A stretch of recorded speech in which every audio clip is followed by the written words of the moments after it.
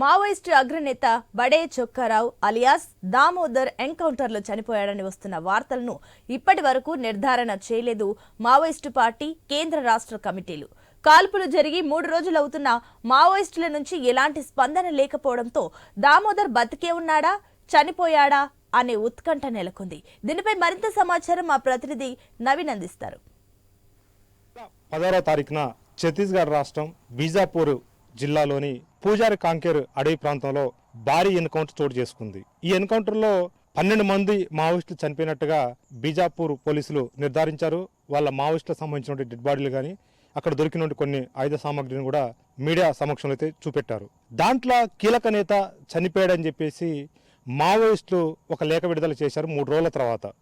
అంటే సుమారుగా 3 రోజుల తర్వాత ఛత్తీస్గఢ్లో జరిగినటువంటి ఏదైతే పూజారి కాంకేర్ అడవి ప్రాంతంలో జరిగిందో ఆ ఎన్కౌంటర్లో మావోయిస్టు తెలంగాణ రాష్ట్ర కార్యదర్శి బడే చొక్కారావు అలియాస్ దామోదర్ తను చనిపోయినట్టుగా సౌత్ బస్తర్ నుంచి గంగా పేరిట ఒక లేఖ విడుదలైంది నిన్న. సో అయితే బడే చొక్కారావు చనిపోయాడా లేదా, ఎందుకంటే తను తెలంగాణ రాష్ట్ర కార్యదర్శిగా ఉన్నాడు, అంతేకాకుండా మావోయిస్టు పార్టీ కేంద్ర కమిటీ సభ్యుడిగా ఉన్నాడు. అయితే అంతటి వ్యక్తి చనిపోతే కనీసానికి మావోయిస్టు పార్టీ ఇది కేంద్ర కమిటీ నుంచైనా స్పందించాలి, లేదంటే తెలంగాణ రాష్ట్ర పార్టీ కమిటీ అయినా స్పందించాలి. వాళ్ళు ఎవరు స్పందించకుండా కేవలం బస్తర్ జోన్కు సంబంధించి ఛత్తీస్గఢ్ నుంచి ఒక ఏరియా కమిటీ కార్యదర్శి పేరిట గంగా పేరిట ఒక లేఖ విడుదలైంది.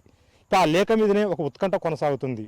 ఎందుకంటే దామోదరు చనిపోలేదని కొంతమంది వాదిస్తుంటే చనిపోయారని కొంతమంది వాదిస్తున్నారు. వాస్తవానికి ఆ ఎన్కౌంటర్లో మాత్రం 12 మంది సంబంధించినటువంటి మావోయిస్టుల డెడ్ బాడీలు మాత్రం స్వాధీనం చేసుకున్నారు. ఈ నేపథ్యంలోనే అక్కడ ఒక ఉత్కంఠ వాతావరణం అయితే అక్కడ నెలకొన్న పరిస్థితి మనం చూడొచ్చు. ఎందుకంటే దాదాపుగా మావోయిస్టుకు సంబంధించినటువంటి కీలక నేత చనిపోతే మావోయిస్టు 3 రోజులు అవుతున్నా కానీ ఎలాంటి స్పందన లేదు. అంటే చనిపోయినటువంటి వ్యక్తి ఆషామాషి వ్యక్తి కాదు, తెలంగాణ రాష్ట్ర కార్యదర్శిగా వ్యవహరిస్తున్నాడు, అంతేకాకుండా కేంద్ర కమిటీలో కీలక పాత్ర పోషిస్తున్నటువంటి దామోదరు, అంతేకాకుండా ఆయన ఆర్మీ చీఫ్గా వ్యవహరిస్తున్నాడు. ఎందుకంటే మొత్తం పూర్తి స్థాయిలో కూడా పిఎల్జే ఏదైతే గ్రూప్ ఉంటుందో పిఎల్జే సంబంధించినటువంటి ఆ కంపెనీ మొత్తాన్ని కూడా తను ఆర్మీకి వ్యవహరిస్తున్న పరిస్థితి కాబట్టి పూర్తి స్థాయిలో కూడా ఒక కీలక పాత్ర పోషిస్తున్నాడు. కానీ అంతటి వ్యక్తి చనిపోతే మావోయిస్టుల నుంచి ఇంకా ఎలాంటి స్పందన లేకపోవడం, ఎందుకంటే నిన్న జరిగినటువంటి ఏదైతే ఉందో ఆ లేఖకు సంబంధించి ఇప్పటికి కూడా దామోదర్ చనిపోలేదని కూడా చాలా మంది వాదిస్తున్నారు. కానీ పోలీసులలో కూడా అదే, ఎందుకంటే పూర్తిగా చూసుకుంటే తెలంగాణ పోలీసులు కూడా ఎక్కడ నిర్ధారణ చేయలే. ఎందుకంటే తెలంగాణ రాష్ట్ర కమిటీ కార్యదర్శి ఉన్నప్పుడు ఖచ్చితంగా తెలంగాణకు సంబంధించిన పోలీసులు ఖచ్చితంగా స్పందిస్తారు. డీజీపీ స్థాయి నుంచి కూడా చనిపోతే మాత్రం ఖచ్చితంగా చనిపోయారని చెప్తారు, కానీ చనిపోలేదని చెప్తున్నారు. అయితే మావోయిస్టులు ఆ ఎన్కౌంటర్లు జరిగినప్పుడు దాదాపుగా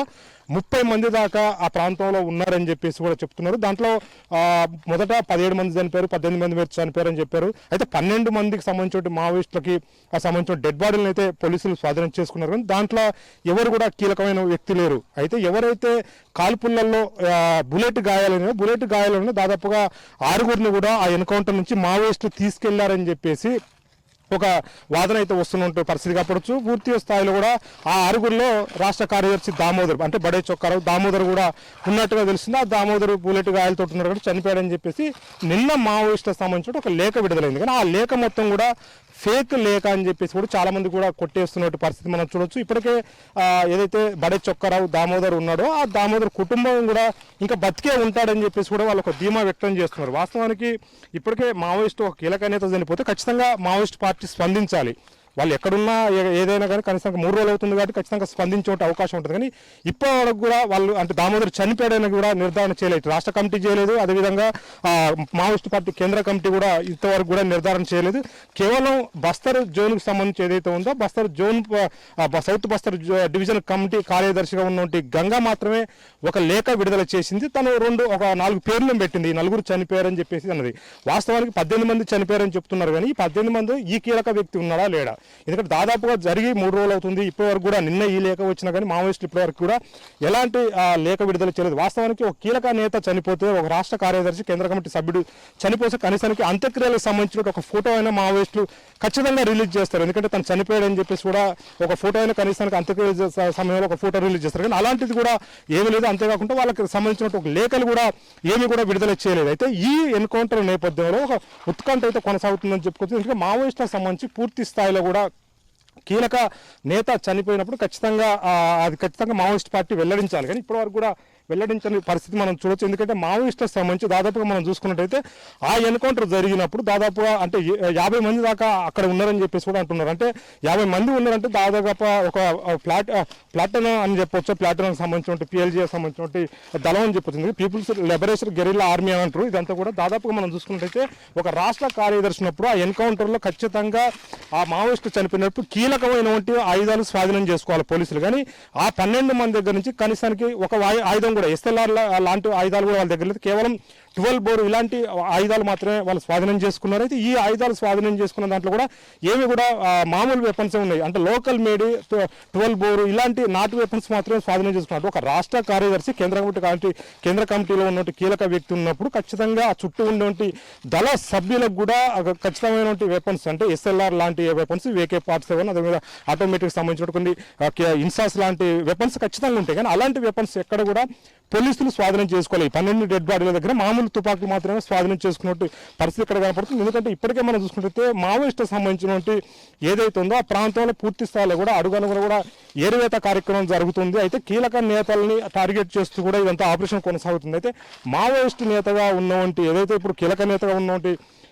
దామోదర్ చనిపోయాడా లేదా అది వాస్తవానికి మావోయిస్టులు దాన్ని వెల్లడించాలి. కానీ ఇంకా మావోయిస్టులు దాన్ని ఎందుకు గోప్యంగా ఉంచుతున్నారు ఏంటి అనేది కూడా తెలియదు. ఎందుకంటే దాదాపుగా దీంట్లో 6గురిని తీసుకెళ్లామని చెప్పేసి ఒక గంగ పేరు మీద ఒక లేఖ విడుదలైనప్పుడు కూడా పూర్తి స్థాయిలో కూడా సంబంధించిన అంత్యక్రియలు కానీ ఏదైనా ఖచ్చితంగా ఒక ఫోటో రూపంలో కూడా బయటకు వచ్చే అవకాశం ఉంటుంది. కానీ ఎక్కడ కూడా ఏమీ రాకపోవడంతో కూడా దామోదరు చనిపోయాడా లేదా గాయాలతోటే ఉన్నాడా అని చెప్పేసి కూడా ఒక ఉత్కంఠ వాతావరణం అయితే ఉన్నటువంటి పరిస్థితి మనం చూడొచ్చు. ఎందుకంటే మావోయిస్టులకు సంబంధించినటువంటి మావోయిస్టులు ఇటు రాష్ట్ర కమిటీ కానీ ఇటు కేంద్ర కమిటీ కానీ వెల్లడిస్తే తప్ప ఖచ్చితంగా దామోదరు చనిపోయాడా లేదనేది ఒక ఉత్కంఠకైతే తెరపడే అవకాశం ఉంది. ఎందుకంటే మావోయిస్టు నేత కీలకమైనటువంటి నేత కాబట్టి ఖచ్చితంగా తను చనిపోయినట్టుగా ఉంటే మాత్రం ఖచ్చితంగా అంత్యక్రియలకు సంబంధించిన ఒక ఫోటో కానివ్వండి. ఎందుకంటే చివరి చూపు వాళ్ళ కుటుంబ సభ్యుల దగ్గరికి డెడ్ బాడీ ఎట్లయినా రాదు కాబట్టి ఖచ్చితంగా చివరి చూపు కోసం ఒక ఫోటోస్ అయినా ఖచ్చితంగా రిలీజ్ చేస్తుంది మావోయిస్ట్ పార్టీ. ఇంతవరకు ఆ ఫోటోస్ రిలీజ్ చేయలేదు. అంతేకాకుండా పూర్తి స్థాయిలో కూడా మావోయిస్టు సంబంధించిన కేంద్ర కమిటీ నుంచి కానివ్వండి అదేవిధంగా తెలంగాణ సంబంధించిన రాష్ట్ర కమిటీ నుంచి కూడా ఎక్కడ కూడా